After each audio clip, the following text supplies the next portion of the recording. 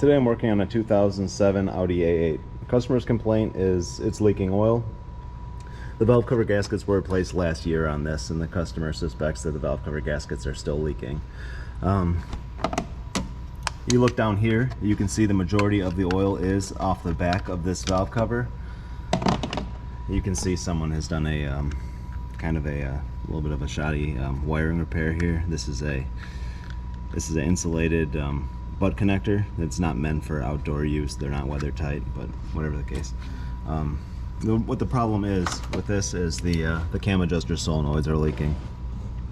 It's hard to tell because this cam adjuster solenoid, when it leaks kind of underneath the valve cover around the back, and then it drips right at that bolt that would look like your valve cover gasket is what's leaking. But if you can get a good angle at it this way with a light, it's a little bit hard to tell. I can't seem to do it with the camera, but if you can look at the bottom edge of this solenoid where it connects to the cylinder head and you see oil pooling up when you start the car, it is absolutely the cam adjuster solenoid. You can try to stick new seals on it, but I haven't had a lot of luck with that recently. I end up usually just replacing the entire solenoid.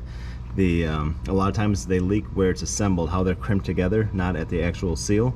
It's pretty common. Sometimes you'll even, when you go to remove them, you'll notice that the whole thing is kind of loose, like the whole canister.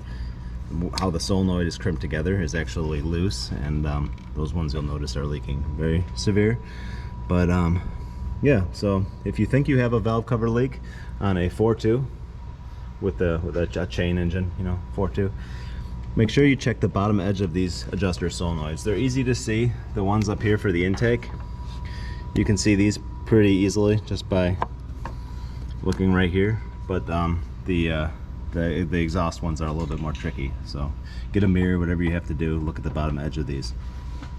So thanks.